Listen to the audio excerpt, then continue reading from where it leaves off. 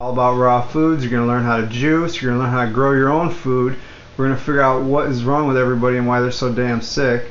Even though I'm not a doctor and I cannot give medical advice, we're going to maybe figure out if juicing and getting down to the real nitty-gritty of some raw foods is going to maybe benefit our health. So stay tuned.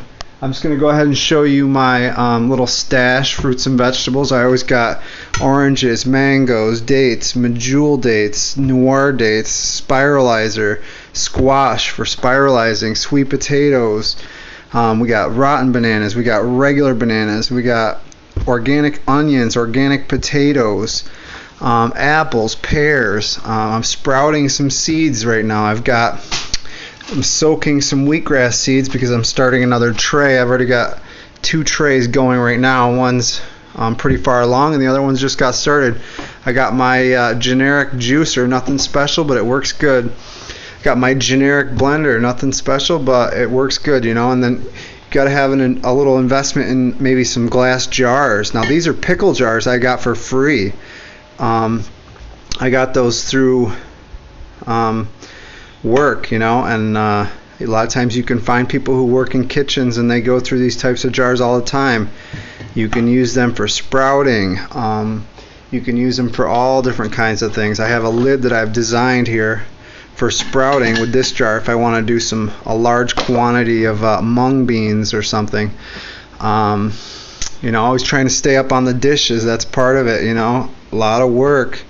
You're making all these things, almond milks, you're making these juices. It's a lot of work. So stay up on the dishes, you know. This right here is my own personal favorite concoction. It is nothing but apple cider vinegar and a kiwi. You see the kiwi in the bottom there? See all those fruit flies floating around?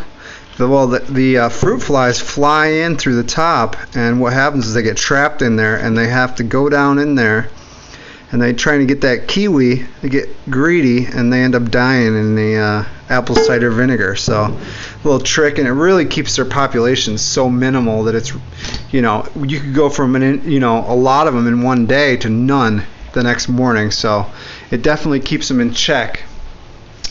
I have a little plant here. I got a little greenhouse operation in the house, just something small, you know, and it's kind of ridiculous, but I do have a greenhouse outside that we're going to go and check it out. I have a fan. You always want to keep circulation. This is a tray for wheatgrass that I got soaking over there.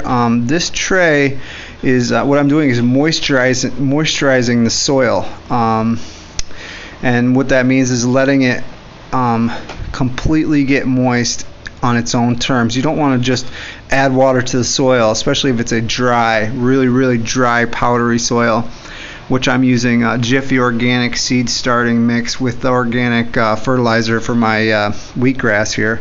I like to let the soil sit for 3 days and really soak in the water, get completely moisturized, you know.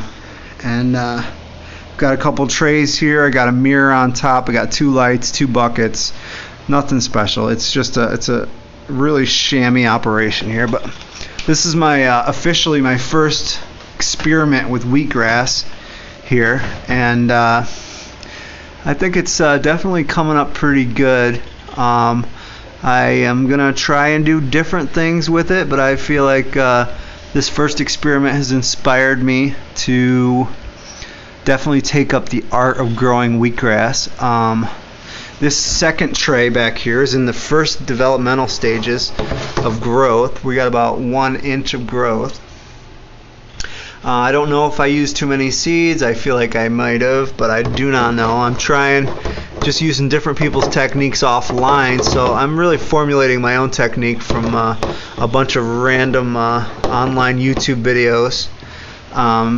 So that's about it, you know. And I have within these seeds, which a lot of them have died off. These are collard greens, kohlrabi, Brussels sprouts, broccoli, cabbage, broccoli rabe, red kale, dwarf blue kale.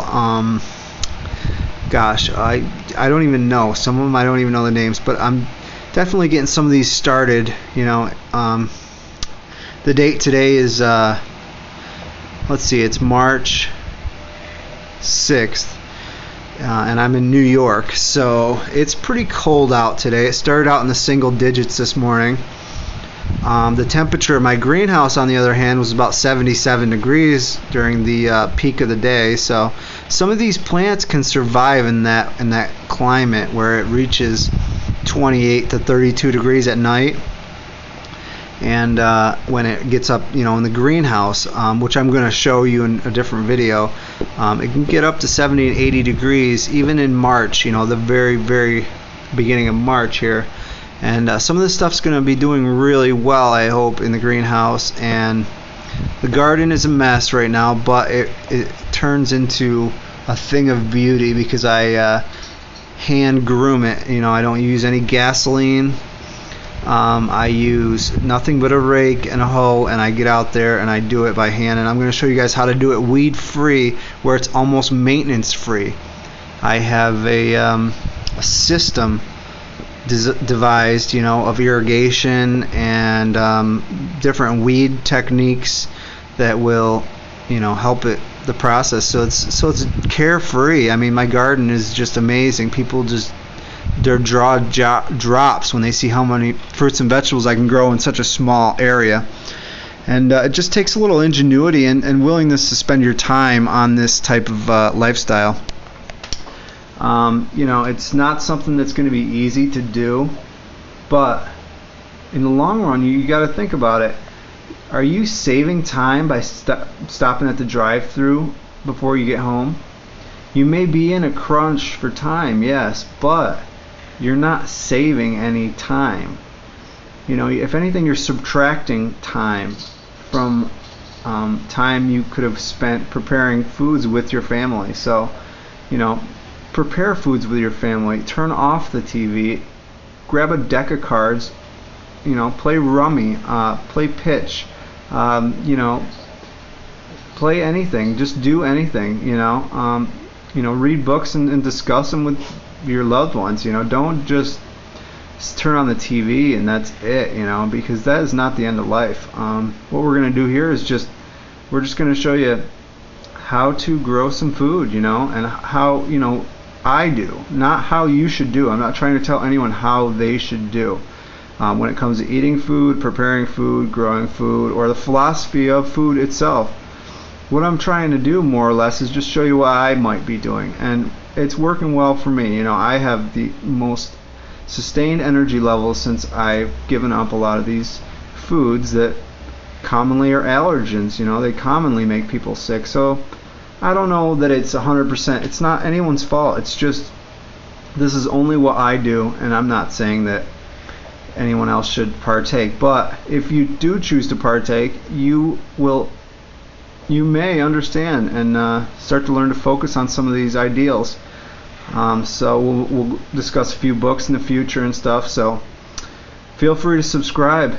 We're going to have different videos on different topics, and it's going to be a range of things, not just one topic. So I'm going to do wheatgrass segments, I'm going to do greenhouse segments, I'm going to do gardening segments, cooking segments, raw food cooking segments.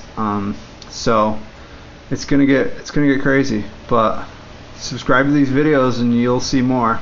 Alright, take care guys. Bye.